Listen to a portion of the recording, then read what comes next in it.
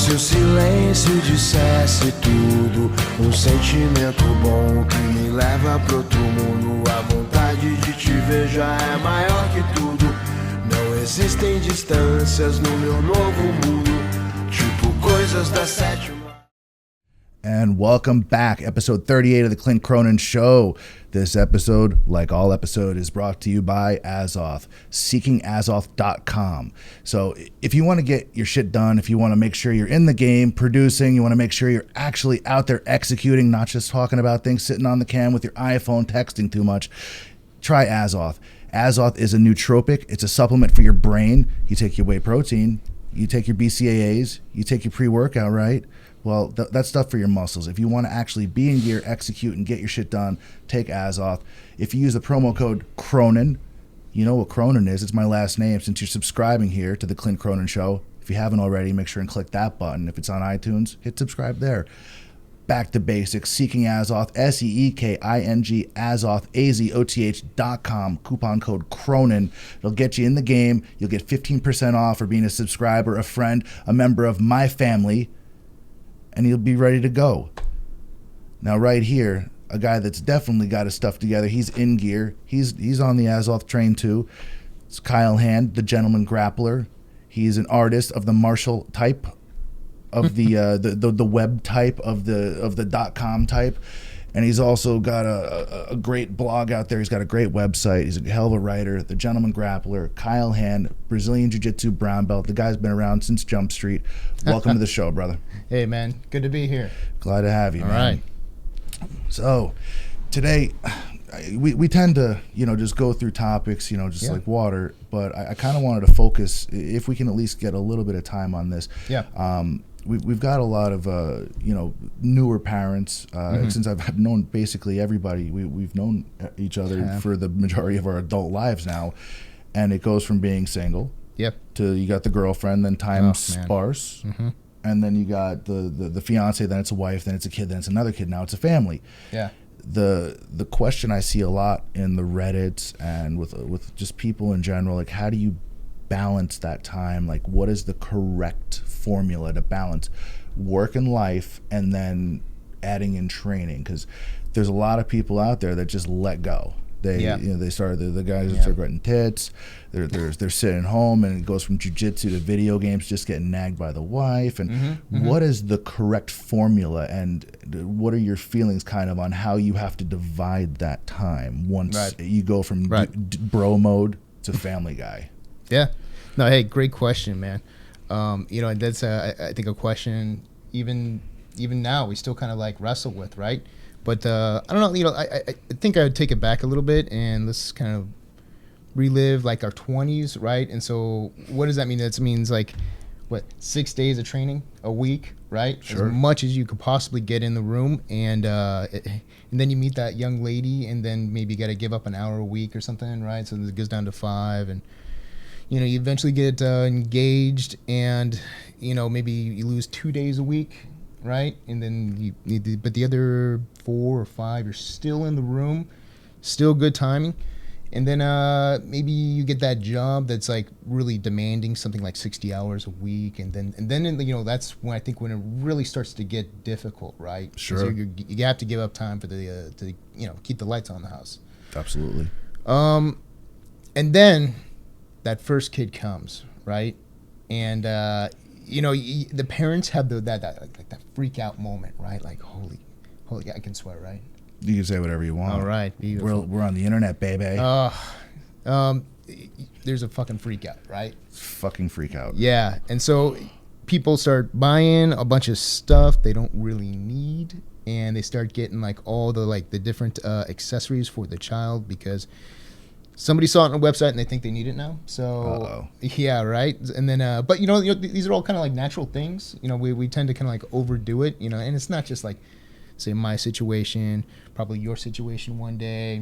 Probably pretty much every dude we know has gone through this scenario where, they just start, getting like the most expensive like stroller possible. The like the $500 one that's has aircraft aluminum in it, and it's just all marketing. Because I mean, here's kind of what I think about it, man. our parents probably grew up with like half of the shit that we got these days, right? Oh. You know what I mean? Like, think about like what Way your less. parents grew up with, you know?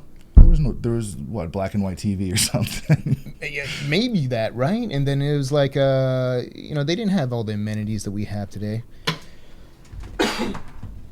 And then we just have like so much stuff, dude. And the truth of it is you know, our parents were successfully raised by people who probably grew up like in the 20s or the 1910s. Sure.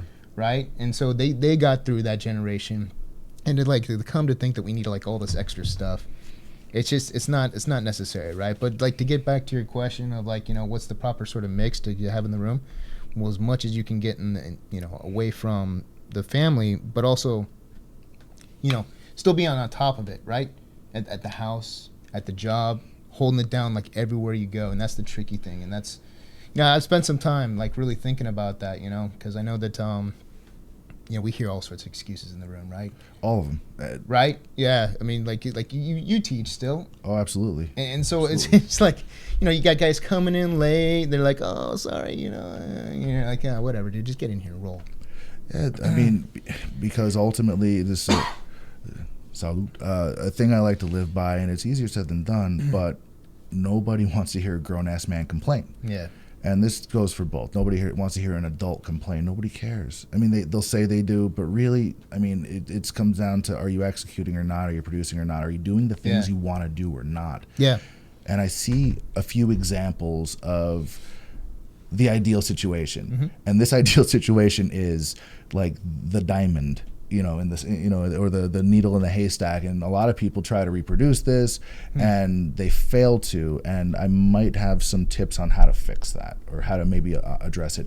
So, you know, Mark Heinzner, right? Yeah, He's Show Your Role sponsored family, right? The Heinzners, Nancy is his wife, awesome. She's a blue belt. The kids are both sponsored by Albino Preto, which is like a Show Your Role sister, brother, something company, and they all train. The kids are wrestling. They're coached by Daniel Cormier, the UFC light heavyweight champion, and they take all these family picks in the gi.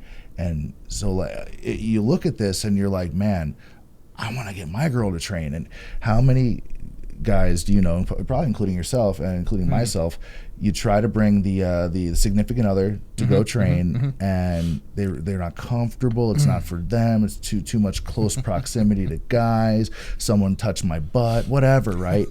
They smell these guys. The guy's got breath and they're too strong and I don't like having a big guy on top of me, blah, blah, whatever. How many times have you seen this fail? And have you yourself tried to bring your... You know what? When I met my wife, I knew right away. Ain't happening. No, she was not going to go for the whole jiu-jitsu thing. I think it's awesome that like when you like for Mark, like when you can have a situation where you can get your wife involved, or your girlfriend involved, or you know, at the very least like your kids. Like that's so awesome. Like I was talking to my coworker.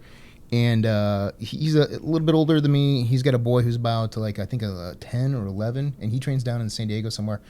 And he gets to roll with his boy, but also he gets to like, you know, spend that time with them in the day. Sure. I thought that was awesome. I thought that's like one of the best things ever. Like my dad tried to teach me how to fight when I was like 10 or 11, which kind of it kind of boiled down to him socking me in the face a couple times with a 14-ounce glove, and he's like, "Do you get it now?" Like. It's gonna suck, like. Yeah. But I thought that was so cool that my coworker could actually have that experience with his boy, right? Because I mean, like those are like those golden moments. Because you know, like we were talking about earlier, like you know, with the cell phones and the iPads, and you know, there's so much space in between, emotionally, like the kids and the parents these days, right? Sure. But and so like we all have to. It's on us, man, to fight that urge to get like all like into the goddamn devices, man.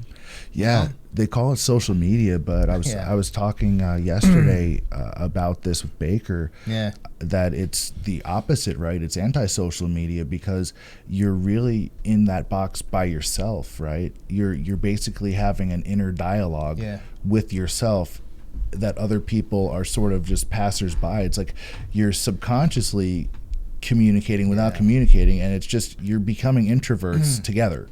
Yeah, you're not really totally.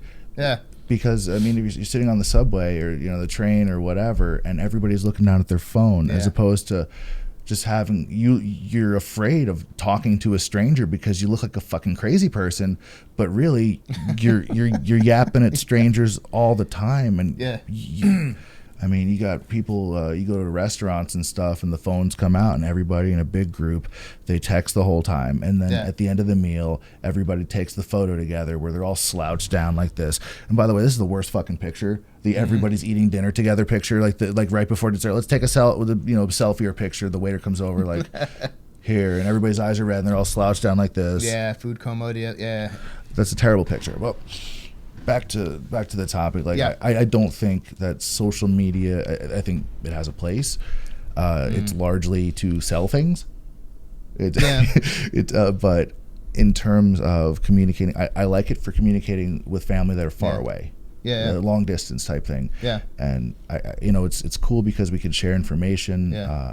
But the dissemination of that, figuring out what's real and what's just bullshit. Because if they said you should believe like half of what you see on TV, fuck, you should 10% of what's online. Oh, dude, Instagram is like the worst shit for humanity of all time. It's pretty bad. Oh my god, and you you look at it and you're like, I feel so terrible. Like afterwards, like these 20-year-olds, they're killing it, man. And it's probably not the reality, right? And it's like, like somehow they're a life coach. They're like 22, and like those are the worst ones, right? They're so sanctimonious. They're like, oh, here's my new little like saying for you today, and that I picked off of Dwayne The Rock Johnson's Instagram. I just grabbed that one. Yeah. I'm so wise. I'm 21, and you need to listen to me and take advice and life coaching from me. And like somehow I'm posing to be a millionaire. It's like, come on, kid. You live at home with your parents and you're fucking broke. Yeah.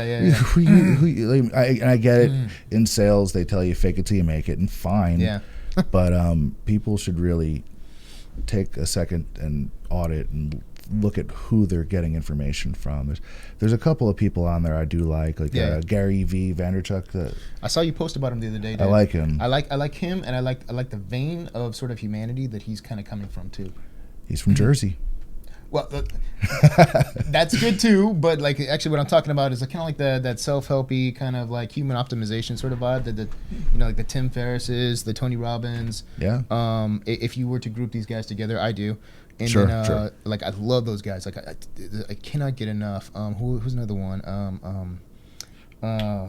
Green and like Harold Dweck, and I don't know, like people actually putting real time into studying the human sort of human condition. Sure. And like trying to basically make that instruction manual for our minds. You know what I mean? And how to kind of control it and actually come out on top and harvest an actual reaction, a good reaction. Yeah. I feel like there's so much just bad information out there, and so much. I do like Tony Robbins, Tim Ferriss. Tim Ferriss was a gorilla guy, right? He was a Dave Camarillo guy. A little known fact there. He comes from the same jiu-jitsu direct lineage as us. So back as like a purple belt, he was over there at Gorilla. So was I. Yeah. Yeah, you guys were there together, right? And I used to see him there, and I had no idea who the fuck he was. Well, at the time, he wasn't. It wasn't a thing. Yeah. He was. He had not. Was it the 6-hour work week or 4-hour work week? I'm sorry. I'm bad with numbers, like the 8-minute abs. Yeah. It'll be 7. I'll fuck it up. But he's a jiu-jitsu guy, which I'm sure led to just some of his success, because I know that for me, jiu-jitsu taught me a lot about patience. Yeah. And just to be pragmatic, and sometimes you're going to take the L.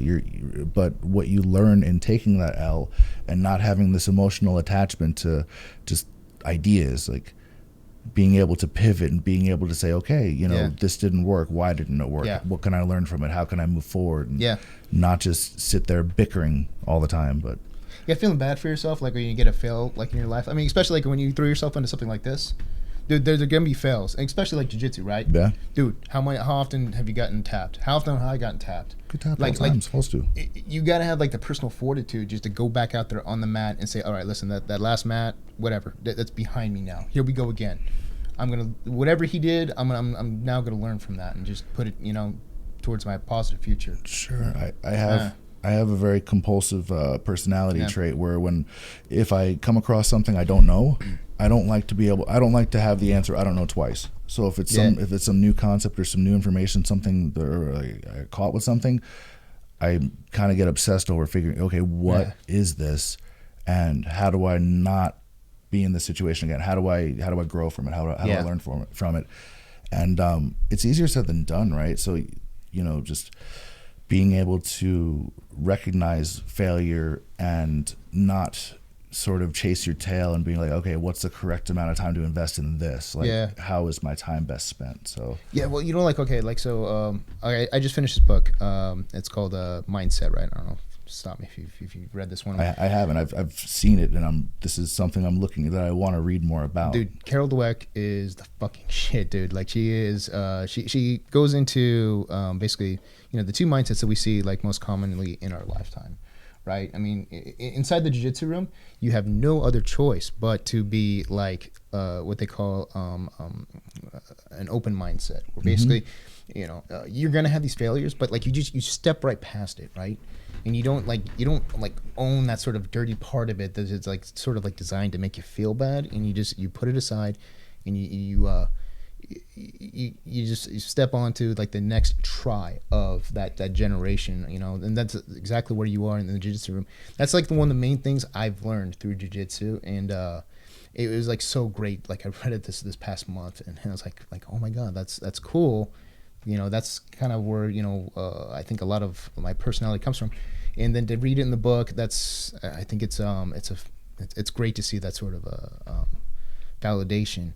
But anyways, I mean, if you get an opportunity to read that particular book, like personally, I do the the Audible.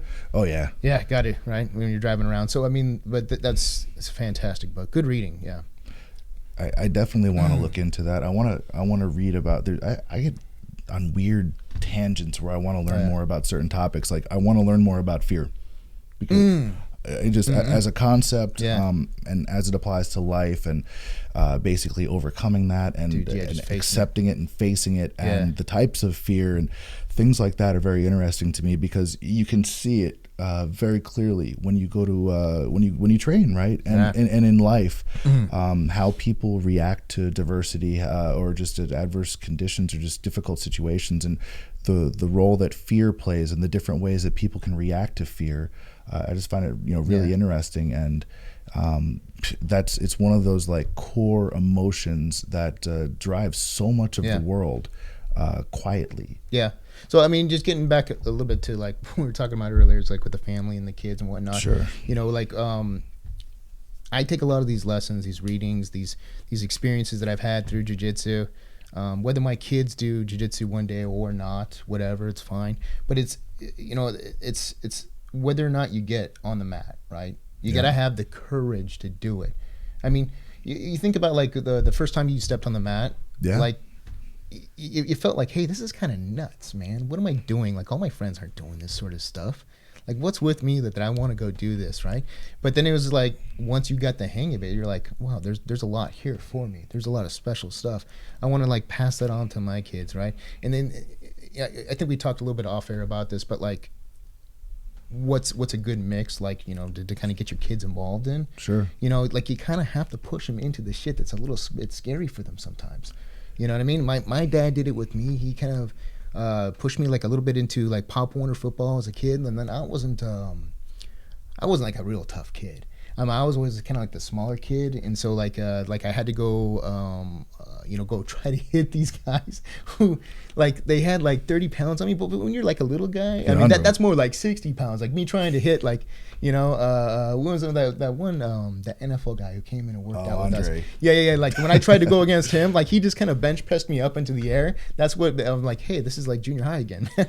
Oh man, yeah. Training with Andre, he keeps you honest, right? You have to you have to tighten everything up. You have to snug it all up, because the stuff you would get away with other people that are the same belt level, it isn't going to happen with this, literally a super athlete. Yeah.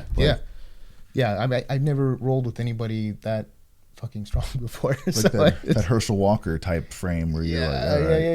Yeah. He literally just bench pressed me up into the air, and I was like, I had like one toe on the ground, and I was like, trying to balance off that.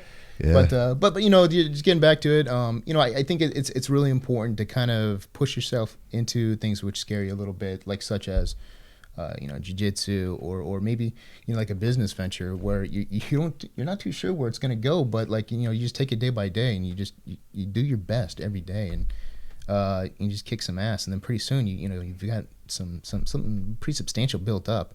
I intend to do the same thing with my girls, kind of push them just ever so slightly into something that it's I know it scares them a little bit. They haven't done it before, but I see it with my little girls, man. I got a 1-year-old and a 3-year-old. Oh man. And that's work, right? It is work, man. But you know what?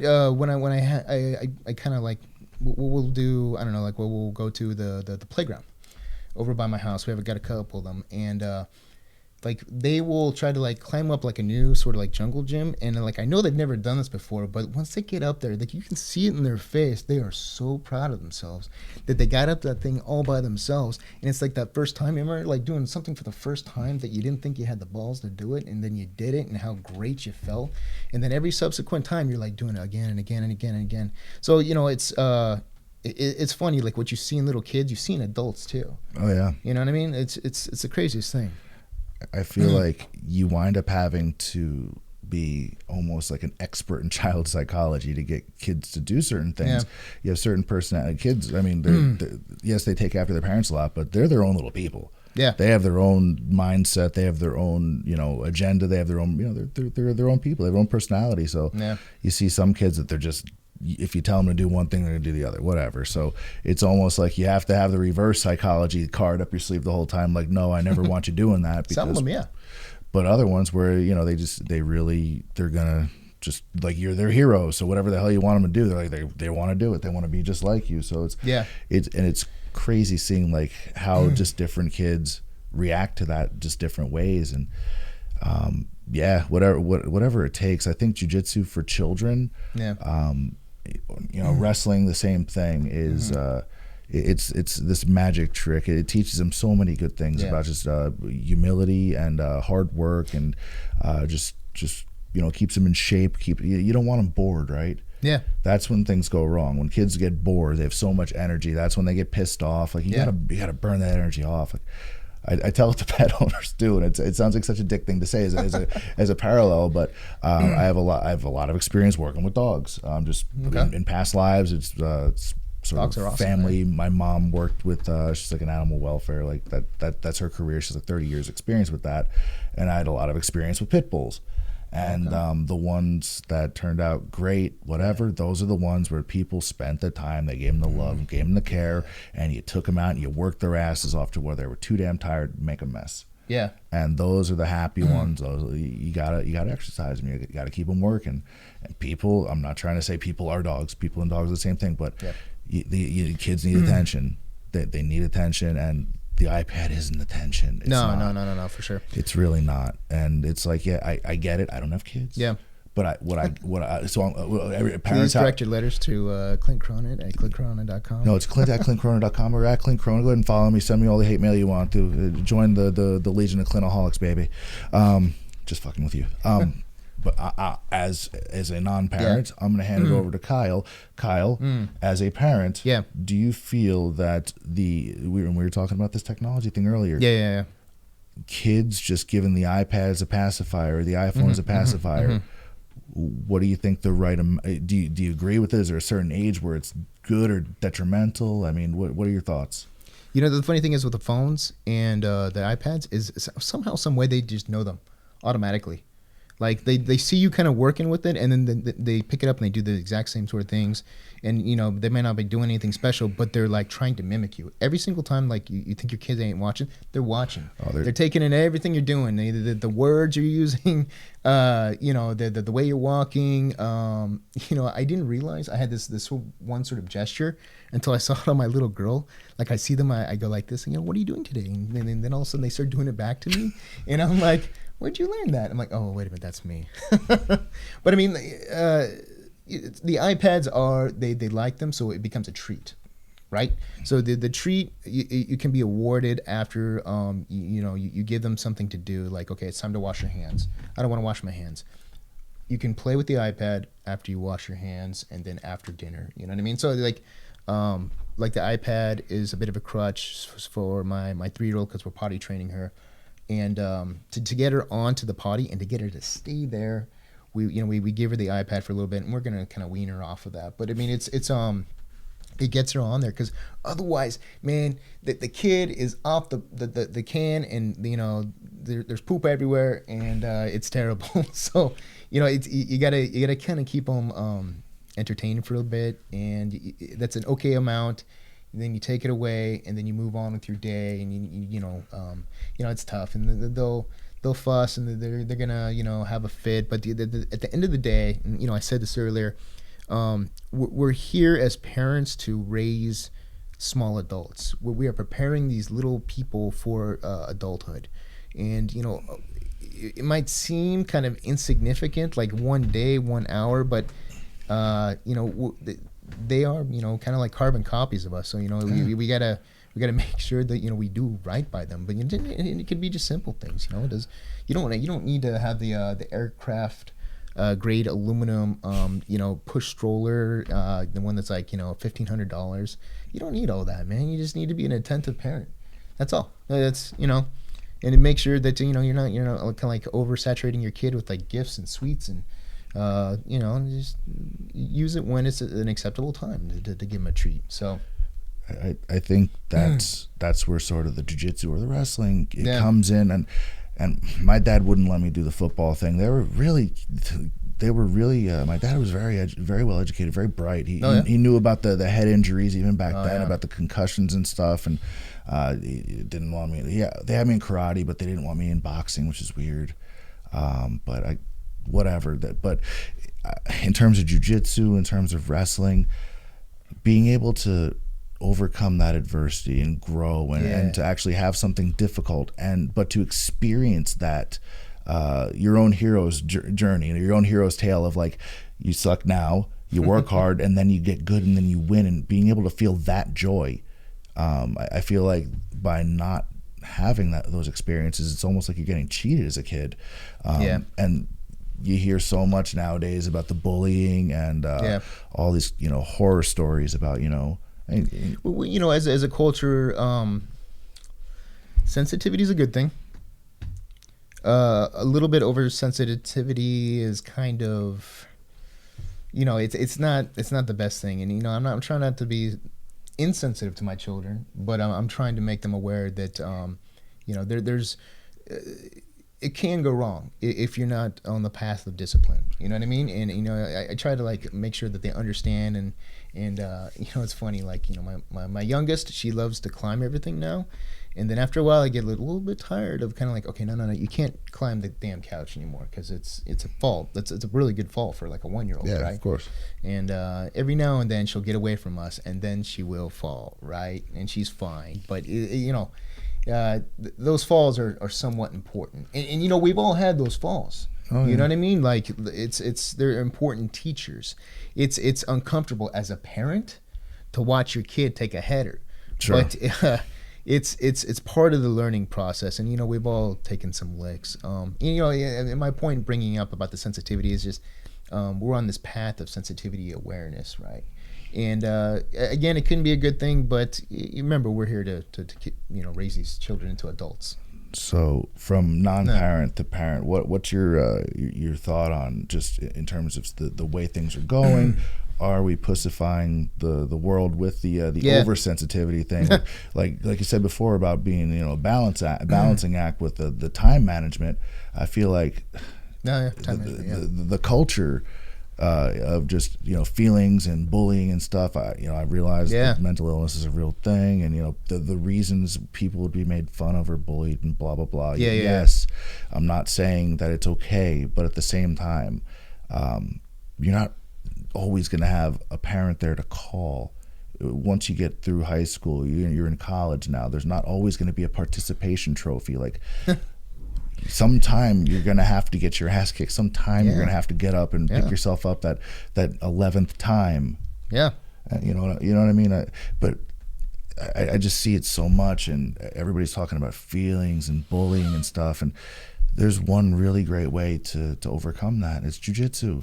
You're not going to, have to worry about the head trauma from striking or from tackles or whatever. Yeah. And you're going to have kids that are going to be confident and know how to defend themselves. I would comment on this way, because I don't want to get too deep into the pitfall of saying, hey, you guys over there, you're being a bunch of pussies, and stop training your kids in that way, or you guys over there, you're being a-holes. The truth of it is listen, all these things in life, whether we're talking about a loss in a jiu-jitsu match or a bully on the playground, really what these are teaching moments, right? Sure. You know what I mean? And as a parent or as a guardian or like a big brother or whatever situation you're in, or a teacher, mentor, whatever, like your job is to help the person going through that event, that this is like there's something to be learned here, right? I mean, I remember I got bullied like in junior high, and like the kid, like they had this program where they ship like kids from the east side of town into like where I was, and so like this kid like had like a full head and a half on me, and like he had like two of his buddies there, and like he was just like messing with me, and I was like a short little guy in junior high, and I remember like going home that day and explaining to my dad what happened.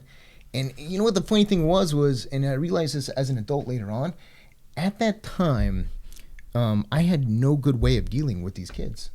I didn't know how to throw a punch. I didn't know, and I didn't blame my dad. I didn't think that it was his fault. But I remember that sort of that feeling you have as a kid when you have like no response for something. You know what I mean? And you're like, okay, like you're staring me down. I don't know what the fuck you want, And so that's the where I was at that time. So, but that event prompted my dad to try to teach me how to fight. Yeah, and so that was the episode of boxing in the garage, in which it kind of got me into some like it brought about some change in my life to kind of get me thinking about. It was a real transitional point in my life where I think the next year I went out for the wrestling team, and like that just like changed everything about my life. And that was like one of the most awesome blossoming kind of moments in my my entire life, because then I made a decision. I'm like, I don't think I like the football thing anymore, because it's just ass kicking day after day.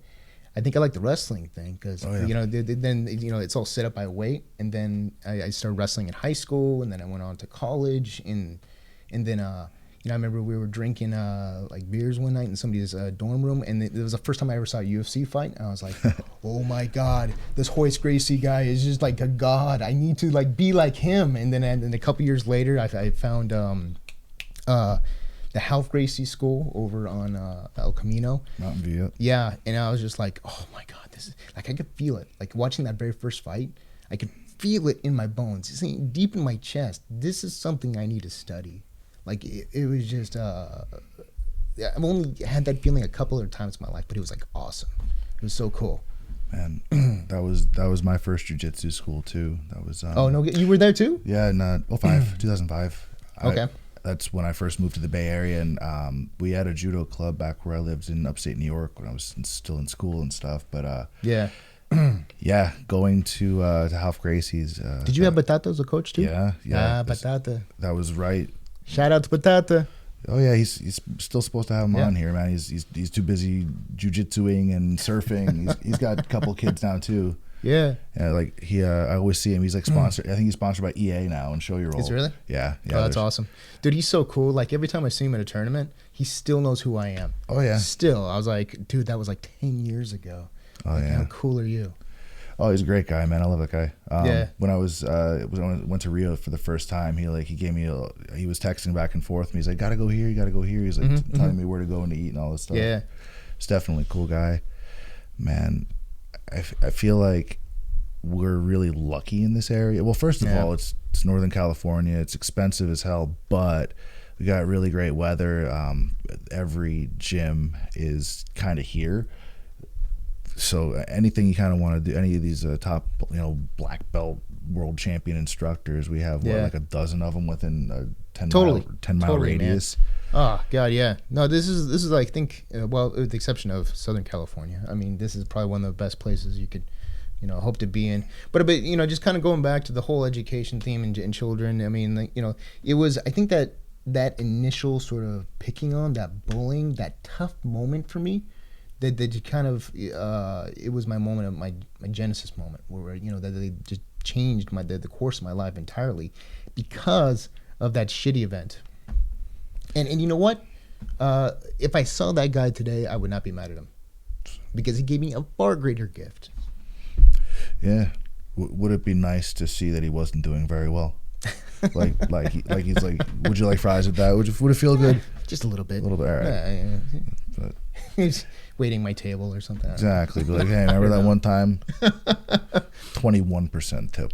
Yeah. It was better than me. Oh man. No, but it's these are just, they're tough moments. They're uncomfortable, but the thing of it is we just got to get our kids used to them, and it's really, it's probably not a popular thing to say, right? Because we've seen it like with people like we went to high school with, or went to college with. We see them like on the Facebook, and they treat their little baby like a little doll, and they dress them up all perfectly, and you're like, you're gonna have some tough moments with that kid. Like, I get the feeling that you love that kid, and that's wonderful, but you're gonna have to teach them like some difficult moments about life. Whether and I hope it happens on a jiu-jitsu match. Those moments about loss and failure. I hope they happen on a wrestling mat. But if they don't, then they'll probably just it's a good lesson of picking yourself up, learning something from it, and just going out and doing it and try too. Yeah.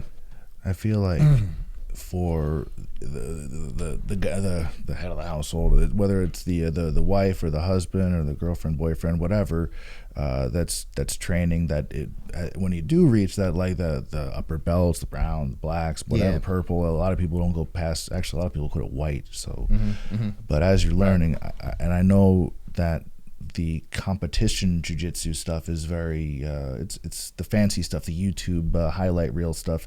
Everybody likes to do that, but I feel like the self-defense stuff, it's very very much sort of underrated. And I feel like for the head of the household, whatever you want to call it, learning that stuff and sort of just teaching the others, and if somebody grabs you this way, just learning this very basic self-defense stuff. I feel like for upper belts, it's like, like disseminating that information to your family and teaching that stuff. I feel it's important. So some of my own curriculum that I do show the various, those things, gi chokes and whatever, and that are sort of more sport specific moves, but I do focus a lot on the self-defense stuff, like standing, grip breaking, not necessarily as it would pertain to a jiu-jitsu match, right? Yeah, no, I totally agree, man. But I mean, I do take a kind of exception with one thing, though. I mean, I kind of feel like if you get your kid like all ready for tournament level like jiu-jitsu, like they would probably do pretty damn good in a street brawl. You know what I mean? Like I realized, like, okay, listen, it's probably not smart to do some sort of berimbolo kind of shit, But I mean, otherwise, I mean, their back take is probably vicious, right? Sure. Or maybe like their double leg is probably like spot on, as good as any wrestler if they're doing tournament level. You know what I mean? So I think that like getting your kid to tournament level, and there's probably, I don't know, if you put this on YouTube, I don't give a shit. Say bad things about me, but I really do feel like if you get your kid tournament ready, that level of intensity will teach them how to execute like even a shitty move, and make it useful, It's as long as you're sort of conveying the difference, like you're probably not wanting to jump guard on a street. I mean, and the idea of like, don't take down position. if based on their body type, that they're just more prone to use the guard. Maybe they're flexible and they just use the flexibility. Maybe they're whatever. If they're not a good wrestler, they use the guard more. And I feel like as long as you're disseminating the difference sort of, and that up is better than down. Right. You might be a guard player that's all you do, and that's tremendous, wonderful, congratulations to you, but up's still better than down. That's why it's called up. Oh yeah, that's all there is to playing it. A statistics game, If you pull guard and you just you hit your head on the ground, you only have to do that once, and that could be death, right? Oh. And you never know if there's people around. So just the idea of your objective is to make space, and space is your friend. Space management, in jiu-jitsu in general, right? If you're on the bottom in a match and you're trying to break their posture and do some sort of submission, that's tremendous. But if it's a street fight, if you can just do a kind of a technical stand up out of guard and bounce and leave, you know, either get to a weapon, get to somebody for help, get to, you know, whatever, make space. So sort of that application of space management is, you know, obviously going to differ between like tournament and, you know, basically, how do you want to say, you know, street or, you know, real life. So if for example, like you try the just, you got to go train for your kids. No, I don't want to, Dad. You try the reverse psychology with the wife, with the kids, it doesn't work.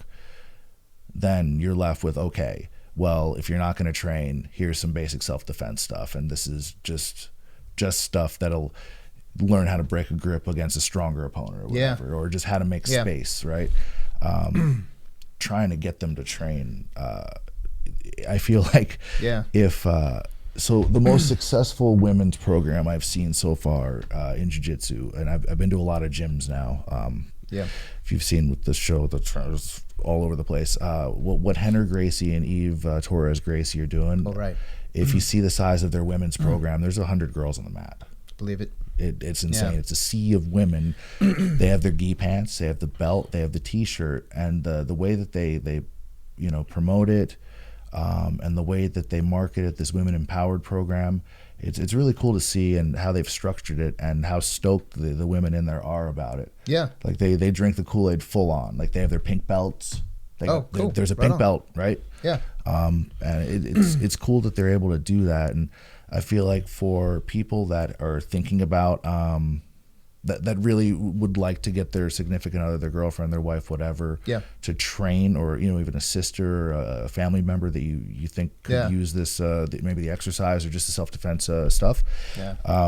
You can go online to you know, YouTube or whatever, and look up that Uber video. There was a fake Uber driver that tried to sexually assault a woman, and then the Gracies made sort of a, here's how you would deal with this. Here's 3 chokes or 3 self-defense-y type jiu-jitsu things that would help you in case you were attacked in a close confined space. Was that t-shirt tie-up sort of video to a Yep. Okay. Yeah. And there's some others like that. If you just sort of look at the women empowered videos that they show, and the way that they convey it, if there was any chance that they were going to train by watching that, that's it. Now, and this isn't a commercial for the Gracie Academy. I've had Henner on before. I've had Eve on. They pay me $0 to say anything. They're nice people, and I think their product and their way of sort of presenting jiu-jitsu to the lay person is very effective and very clever. And I've seen the classes in person. It's quality. It's jiu-jitsu, but it's very self-defense oriented, and it is for women. And they have their combatives, I believe, as well. So there's like a men's self-defense-y type jiu-jitsu as well. So whatever. But just if you had any hope of getting your girl to try jiu-jitsu, it would be just show them the videos. They have like a DVD program, like an online program where like you can work with them at home. And that could be the icebreaker that gets them in the door of an actual gym. And if that doesn't work, they're not training. For sure they're not training. But that, in terms of like just being an effective way to get somebody in, for sure. No, I always say, like, people always ask me, are you going to teach your girls, or are you going to have them attend jiu-jitsu? If they're into it, and believe me, there's no shortage of jiu-jitsu videos in my house, so I'm conditioning them. I'm getting their mind ready. So, like, you know, and I've brought the older one over to the school a couple times, and she's kind of a little warming up to it. But I realize, you know, it's a matter of conditioning and getting them. But I mean, if they want to do something else one day, that's cool. I'm just gonna. I think now be severely disappointed. Now and like forward, right? It's maybe going to be easier because Ronda Rousey happened. Right? And now seeing women out there and doing combat sports, and you got Cyborg, and you got Jermaine, and you've got all the, and what's the other one, the karate hottie? They have all. I forgot her name, but you're starting to see Holmes, like, and girls that look like, you know, just regular girls. They're not, you know, shredded bodybuilder types. It's like, regular girls can should do this and can do this, and it's not weird. It's it's perfectly normal for a girl to do something a guy does, or vice versa. Like these sports aren't just they're unisex. It's one size fits all. Just that everyone should learn this. Yeah. No, I totally agree. I hope it makes like sort of like a like mainstream sort of culture. You know what I mean? I think there's all sorts of good things. You know, people are so like kind of like rough about Jiu Jitsu, MMA. I mean, there's so much to be learned, and you know, it's that internal fortitude, that toughness it gives you. I mean, there's all sorts of lessons, man. You know, just people are so quick just to be like, oh, that's I don't know, well, you know, the things they say about jiu-jitsu and MMA people, but you know. Oh, just the tap out bro thing, or it's I forget like the new NFL. Yeah, like they're a bunch of I don't know, Neanderthals or something like that. It's like no, there's some serious like you ever heard like Kenny Florian talk or Sure. you know, and some of the better fighters. I the GSP, he's pretty good at talking. You know, I think that you know there's all sorts of great guys out there that need to you know. I think MMA and jiu-jitsu are a little bit different crowd. Yeah. Like jiu-jitsu if jiu-jitsu is like the crossroads between like the geeks and the jocks. Yeah. Right. Oh yeah. Because you have the people with like the compulsive sort of very analytical sort of thought processes, like the engineer brain. Yeah. And, you know, it's them getting in shape and getting fit. And I mean, look at some of the systems they've come up with. Like look at what the 10th Planet guys do. Like look how elaborate their system is. That's, you know, that's basically the crossroads between the nerds and the jocks back in the day, right? Yeah. That's them playing together. I've heard many cases. If you go to train in Japan, you have like Yakuza with like police training in the same academy, because it's that's it. That's when they're there. It's sort of like this neutral ground where everybody's the same. Yeah, no, that's exactly what I love about like the culture, the society inside of jiu-jitsu. Like, dude, you'd be rolling with one guy who's a millionaire, literally a millionaire. Yeah. You know what I mean? And then the other guy over here, your next partner, will be working at Jiffy Lube. You know, and it's just like you get this huge cross section of life, but y'all got this kind of understanding. You know what I mean? And you know, the millionaire guy might be good, or the other guy might be good, but it's, you know, it's somehow it just kind of all equalizes out. You know, and it's just. It's fantastic. I don't know. It's one of the best environments I've ever been in my entire life. And you know what the other thing too I love about jiu-jitsu? It's like you go into an office scenario and people can kind of bullshit their way around through a job. You know, they can fake what they know. They can say, you know, they have all sorts of tactics to kind of you know, fake like a personality type or you know a skill set. You know, Sure. You cannot do that in jiu-jitsu. No. There is no bullshitting. We will know exactly who you are in about 30 seconds when you get your ass on that mat. So that's all you need. It's the last honest job. Yeah. They say, you know, prostitution's like the oldest profession. Well, I'm pretty sure ours is older because, you know, primates have been, well, I don't know. It's definitely the last honest one. So I'm pretty sure there's some dishonest hooking going on out there, but there's you can't lie in this. No. You can't, because your performance is like, okay, go. Well, you could wear whatever fancy thing you want. You know, oh, look, it's got tassels and fucking. So it's this thing, and then there's a little gold tip at the end of the belt, and it doesn't matter, because the best way is just go to a no-gi class. Yeah. Because you're not going to be apprehensive. You're not going to train differently because this person's that or that. And I mean, I guess you could be starstruck, but I don't know. Everybody's just there. Yeah. I don't know. Like it's just one of the most honest interactions I think I've ever had in my entire life. You know, you can't fake. It doesn't matter what comes out of that person's mouth. It has no bearing. How they roll is entirely the conversation that you're about to have. You know. Oh, you got whenever you do have somebody that has a questionable skill set or questionable level of experience. When someone's bullshitting you immediately know before you even start training. Yeah. Because there's a certain, like, the things that they'll say are very, I did this just, you know, a couple of years, but you know I haven't rolled in a while, and blah blah blah. And so sometimes I see like people like start to employ those workplace tactics. I call it office kung fu. You know what I mean? So they go in there and they say, like, they start to lie, right? And they go like, oh, well, I'm pretty good, but you know, I don't do this gi stuff. You know, and the excuses come. I already know. The excuses come. Then you're like, oh, there we go. There it is. All right. Well, whatever comes out of your mouth, let's just roll. I don't really care. You can continue to talk, but you know, I'm now gonna own this from here on out. So, yeah. It's there's a lot of time to talk after training's over. During the thing, and it just ruins it. Everybody's like, all right, how was your day? Blah blah blah. Just start training. Just do the fucking arm bars or whatever. Yeah. Whatever you're doing, just please, because I'd rather have 10 minutes of good training than an hour of okay, blah blah blah. Good to see you. This half-assed sort of nonsense training. But Yeah. I mean, that's. I don't know. Like, do you see this in the other schools that you've been going to visit? And then it's like a little bit more of the talking. I kind of feel like sometimes we forget why we're there, and it becomes a little bit more of a social scene than say like an area where we all come to and we're all going to make a point to study jiu-jitsu together. You know what I mean? It happens in smaller gyms. You'll notice it gets kind of complacent. In larger gyms, you train with more people, and you tend to not have that same tightness or whatever, and a lot of it just comes with the instructor just sort of being sort of more hands-on, and gyms that how do you want to say it,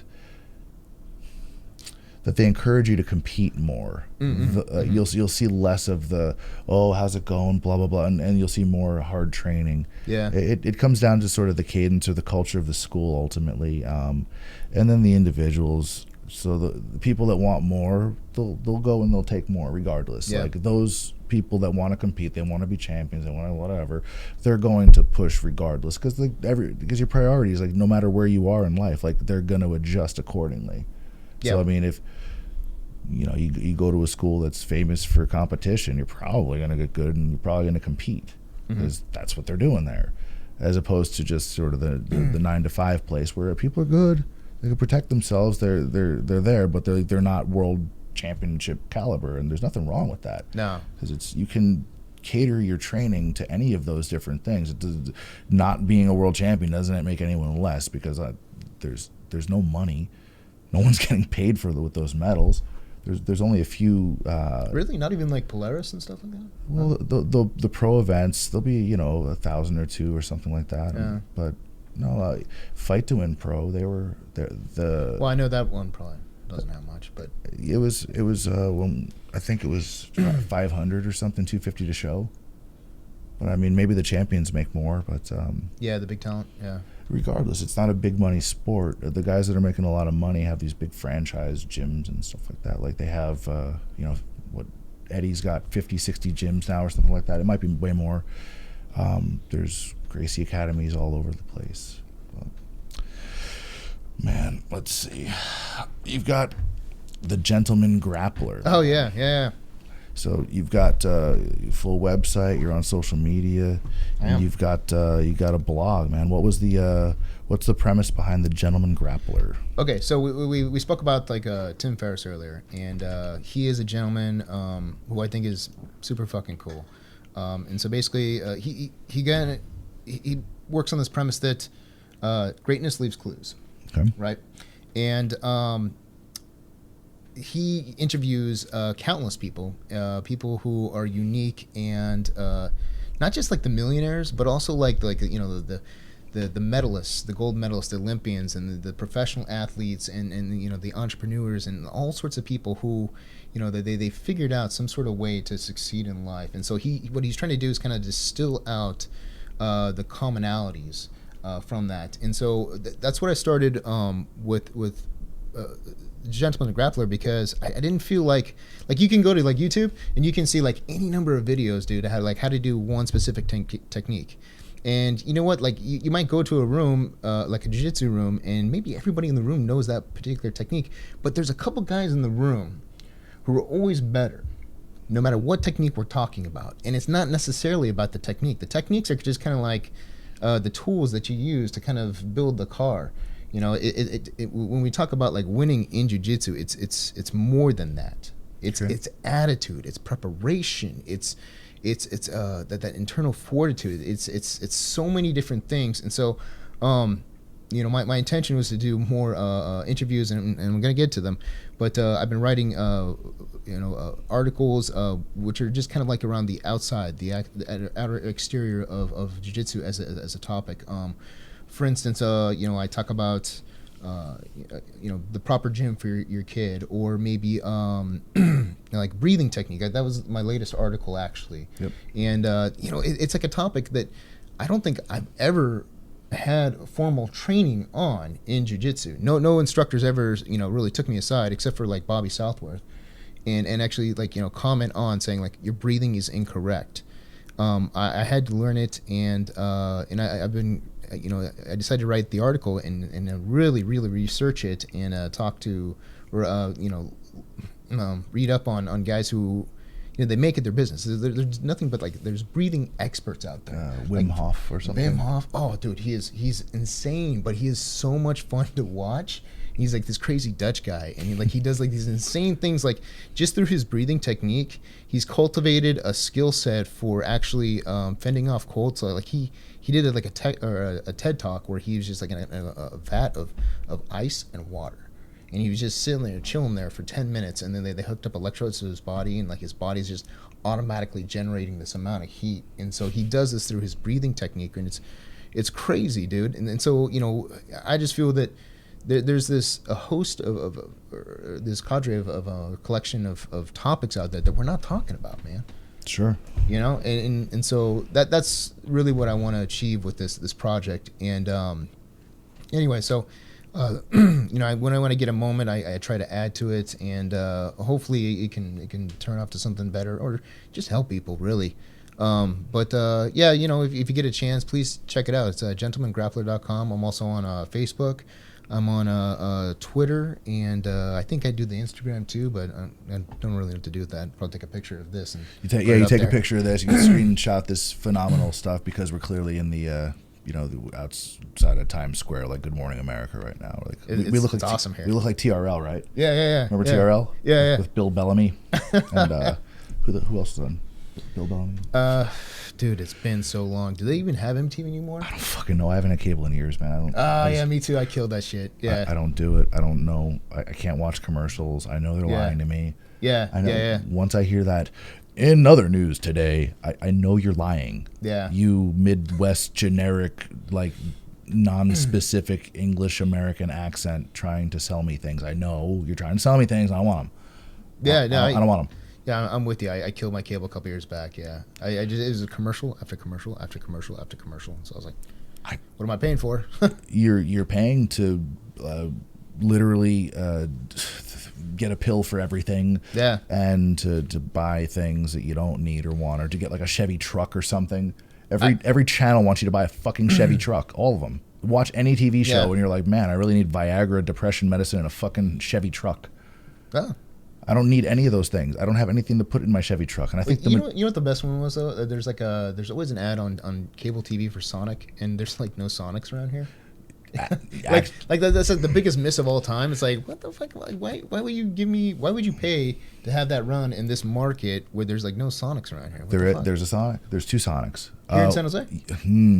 You have to drive. Imagine driving that you're on the way to LA or Vegas or something. Okay. Yeah, exactly. Or Craig. Yeah. Old school Craig or whatever. Yeah. Purple Belt Craig. Jordache, yeah. Yes. If you go, that's funny. The joke is that he showed up with actually a denim gi one day, and so I called him Jordache. Craig Wallace, I love you, man. You're the best. Yeah. Never change. Oh man.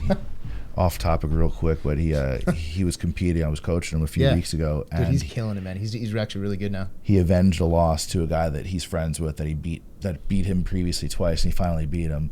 He lost the final. He got silver. It was fine. He did great. Props, Craig. Glad to be out there. It was in the Cow Palace. Cool event. Oh, okay, yeah, he did that one. Yeah. But he beats him, and they're about to be on the podium. He's like, man, I'm not gonna lie, it feels pretty good to finally beat you. Or it feels pretty good to beat you. And the guy's like, because he beat him twice, and the last time was a little bit suspicious judging there. But dude, no. You know what? Like I've known him since back when I was over at Camarillo's place, in when he was still part of AKA. Yep. And yeah, he used to have so much difficulty back then, and then I don't know what it is. For the past couple of years, he's killing it. He's like on fire. He's like super good now. I think. He's present. Yeah, like it takes lost all that weight, and he's just. It takes time to learn how to learn. Yeah. Right. Yeah. That's it. It takes you a while, and your priorities are different. You know yourself better. Yeah. Right. You're reacting to things, less emotionally, and you're able to understand the techniques, and he's able to spend more time on the mat. Yeah. Because he lives far as hell. He lives. Yes. Oh my gosh. Like, where's that Casa da Fruta or whatever it's called? Like, if you're driving to. It's down by SLO or something like that. No, Los Panos. Yes. Los Panos. So if you drive across 152 like to the 5, he lives off the 5 over there. Yeah. The other side of the 152, that fucking abortion of a drive over there. It's raining or shitty out. No, but he's like one of the best examples of like somebody who you couldn't knock him down, dude. No, like, you know what I mean? Like he took lumps, I think, for those first couple of years over at Camarillo's, but then he's just one of those stories that you couldn't keep him down. He just kept coming back year after year. And then now, like, all of a sudden, like, boom, he's like a purple belt, Yeah, because he was a white belt for a very long time. He was a blue belt for like a decade or something. Mm-hmm. He wasn't there all the time. Mm-hmm. There were breaks. Yeah, he took breaks. But I mean, he's got a family too. He would have been like one of those guys, like he could have disappeared, and you'd be like, oh, okay, well, it was really difficult for him. I understand. But no, he came back, and he's killing it now. And like, he's winning tournaments and shit. Yeah. Yeah. I'm glad he's out there competing. He should.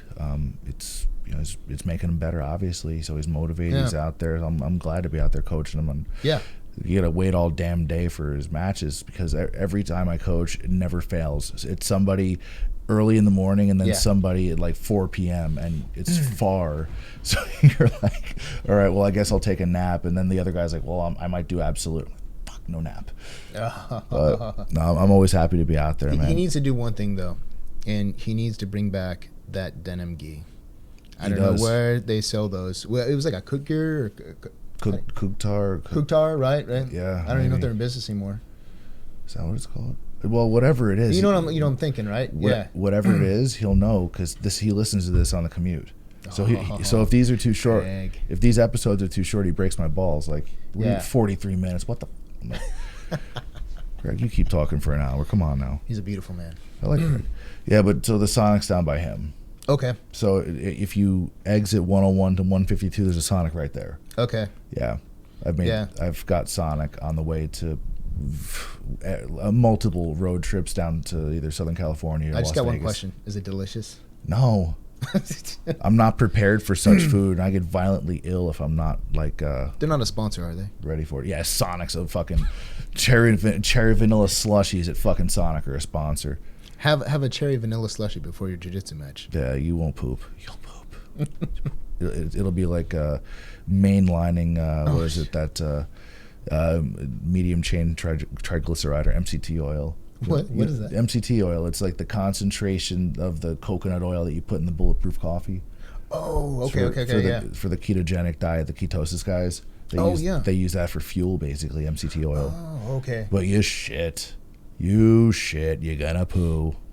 Have you tried that, the keto diet? Not for long. I take some aspects of it into my own diet sometimes. Like, I'll do the sort of intermittent fasting where I won't eat until a certain time and I won't eat after a certain time. Yeah. I have more fat base in my diet than carbohydrate base, for example. I think that's just sort of good sort of practice regardless. But in terms of going fully into ketosis and checking my blood sugar levels all the time, although I should, just heredity based, the blood sugar thing, I don't. Maybe I will at some point. I have a lot of friends that broke my balls for a very long time to try the ketogenic diet thing, and more power to them. And I believe in it. I think it's great. I haven't taken the plunge. Okay. Wow. I know like Joe Rogan was doing it, because we had our friend Kyle on, or the other Kyle Kingsbury. Right. So he came on. He came on Joe Rogan's show, and he brought the little blood test strips, and really? he got Joe into the ketogenic diet.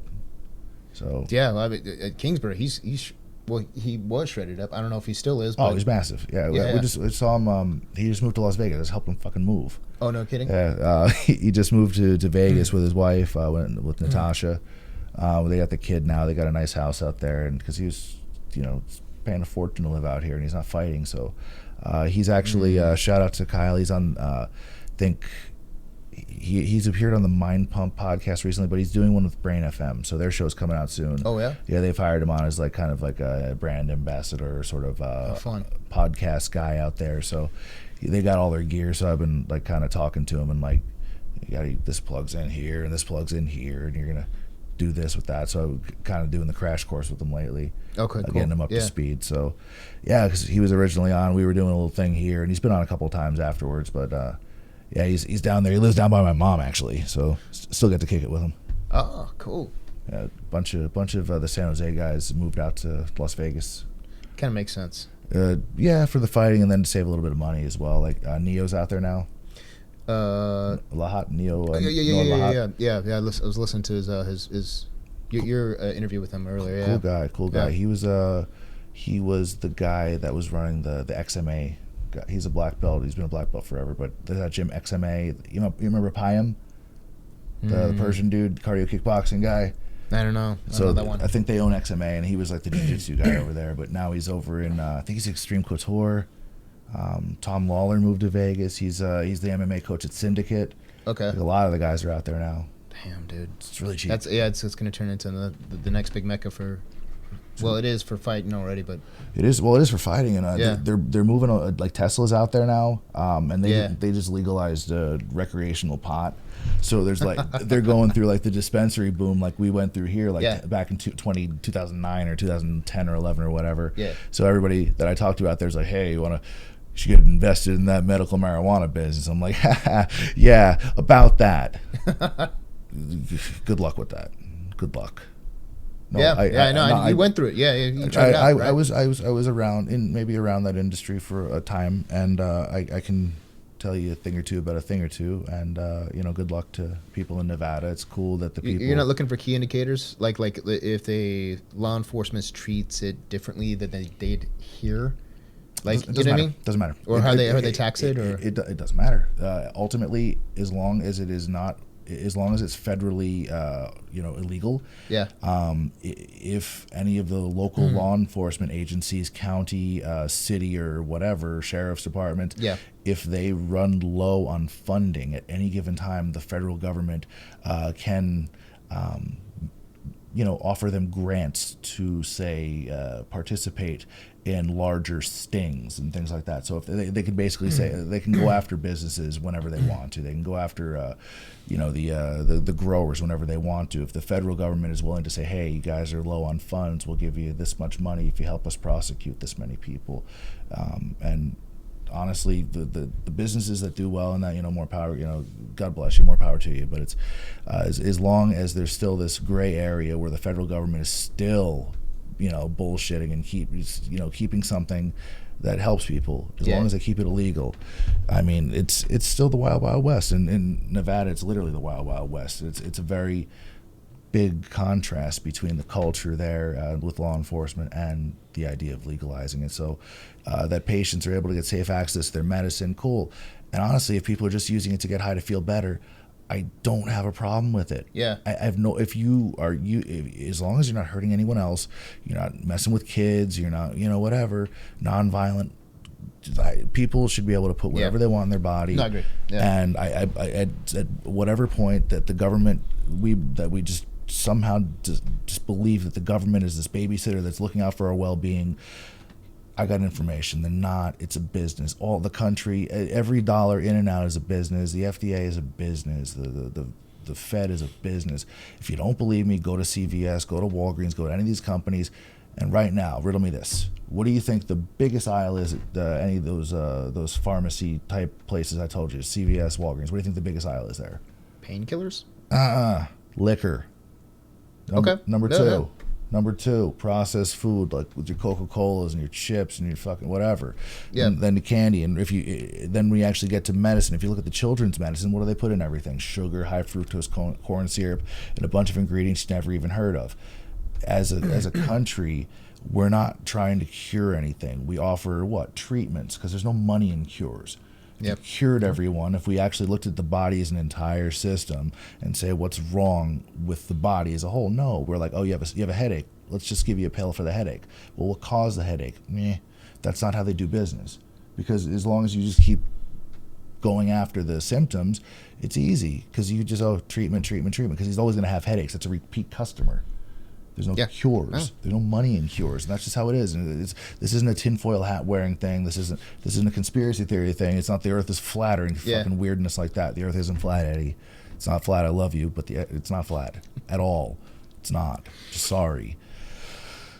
Are you sure? Are you sure it's not flat? I am, because science and because math. Science? Because math. Yeah. There's math. Those Japanese satellites are fake, right? He Did you see that one YouTube video where it was Eddie and then also your boy, what's his Joe Rogan, and Joe Rogan was going like wild on him. He's like, "Are you serious?" Like, he doesn't believe in direct TV. Like, he doesn't believe the satellites in direct TV. Yeah.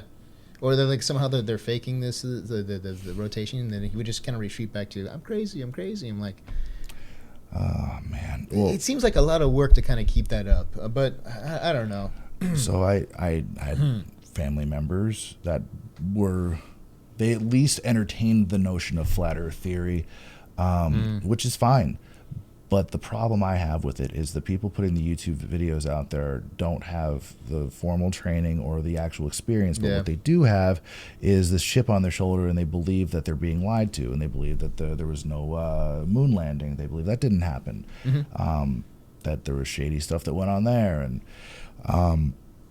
even if that didn't happen, which I don't believe, what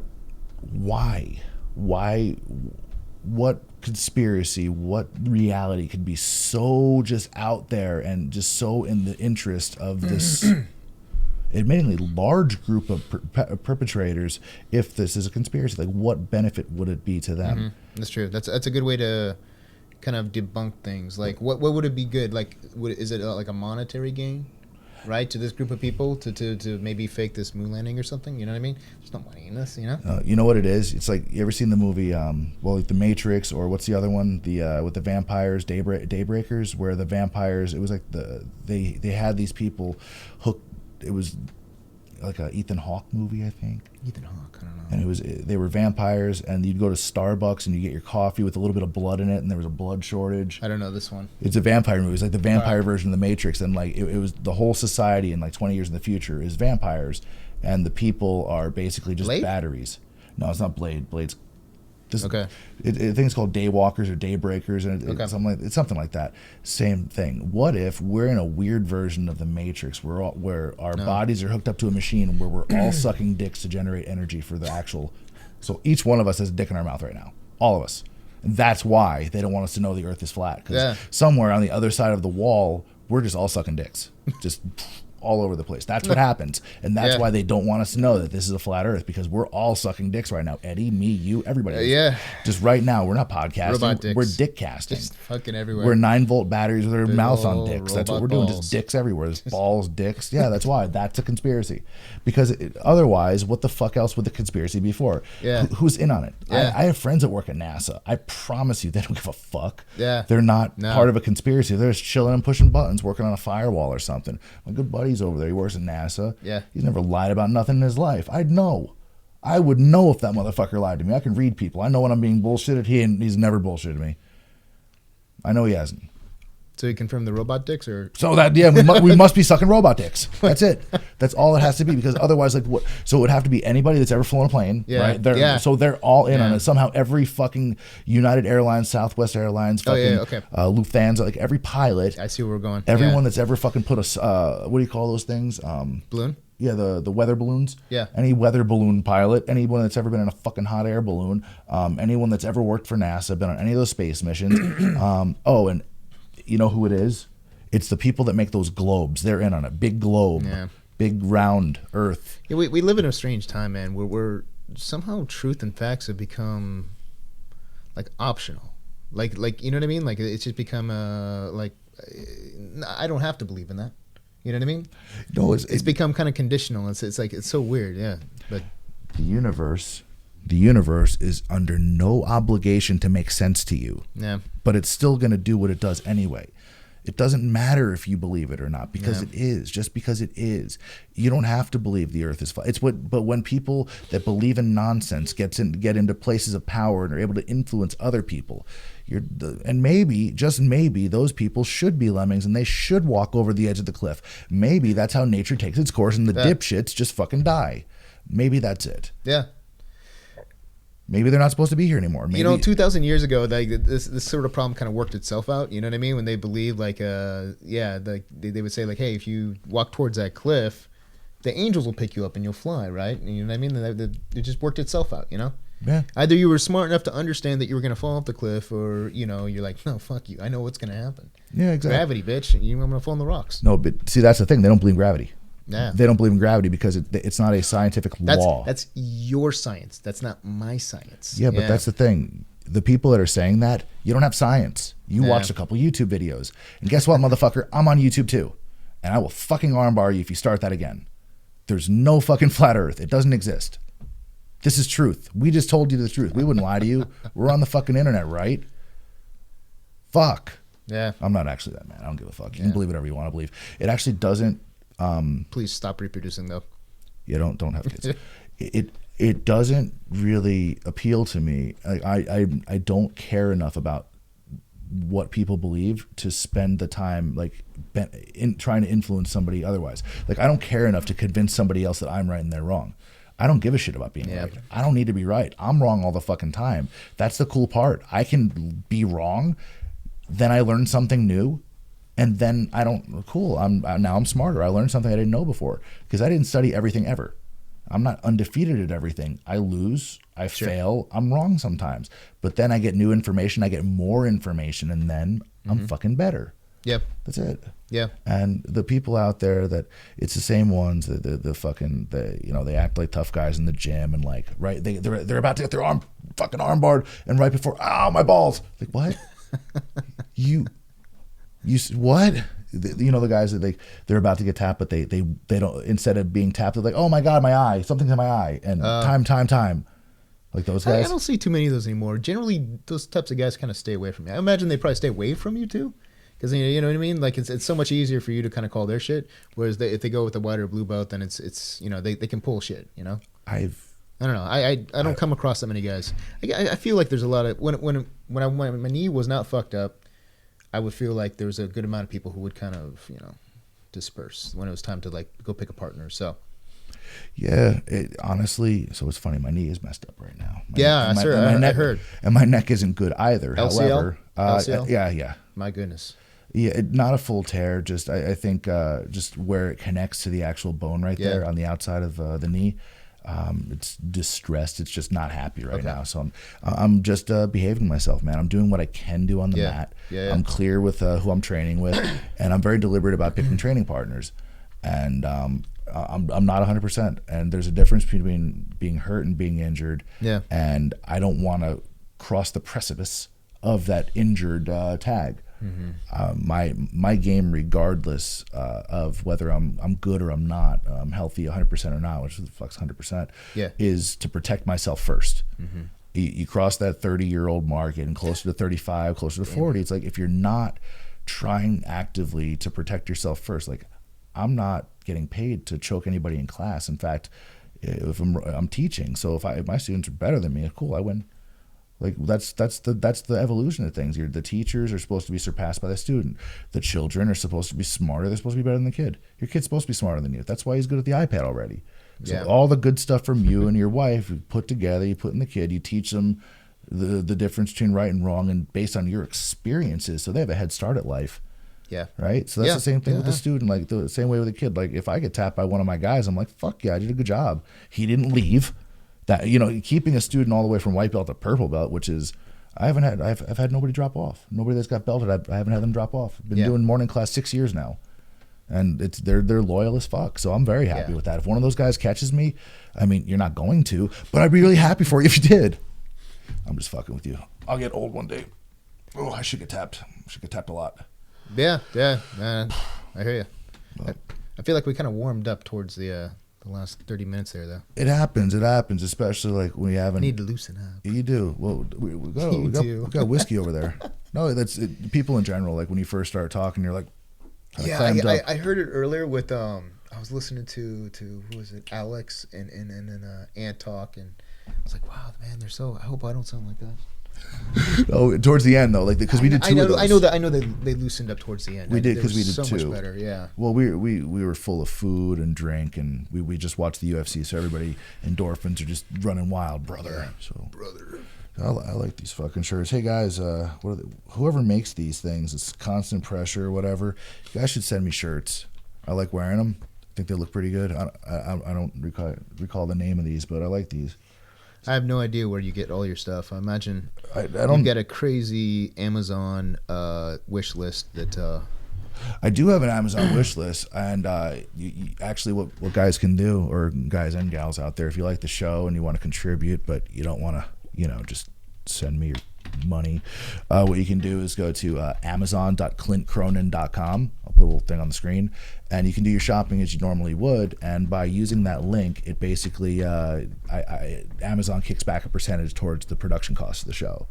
So Amazon's affiliate program, so amazon.clintcronin.com.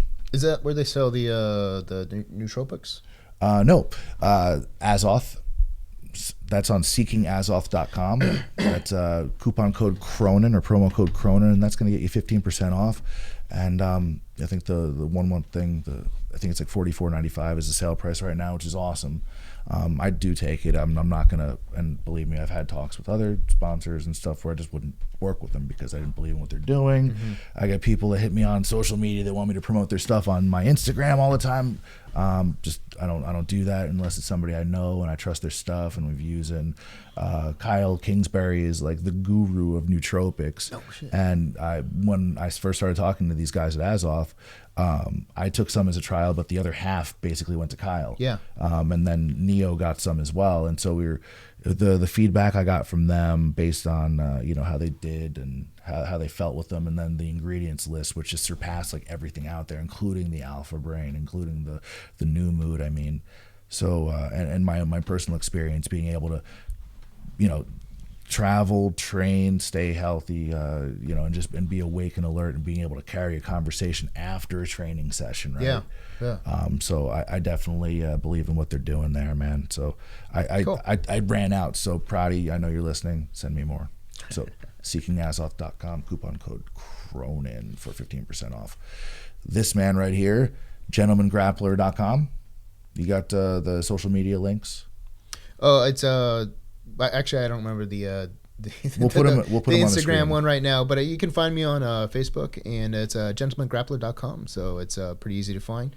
Hope you like it. Check it out and give me some ideas for writing for you guys, okay? Absolutely, and we'll make sure and put all the links in the description of the YouTube, and then we'll put them in the description part of the podcast as well. If you like what you heard today, be sure and give a like, or if you're listening to whatever platform you're listening to, share it, comment, subscribe, because that's how we know that you like what we're doing and you're showing some support. And otherwise, it's all I got. Kyle, anything? Hey, keep it classy. All right, keep it gentleman. You stay classy, Bay Area world, and go train. All right. Como se o silêncio dissesse tudo, sentimento bom que me leva pro outro mundo. A vontade de te ver já é maior que tudo. Não existem distâncias no meu novo mundo, tipo coisas da sétima.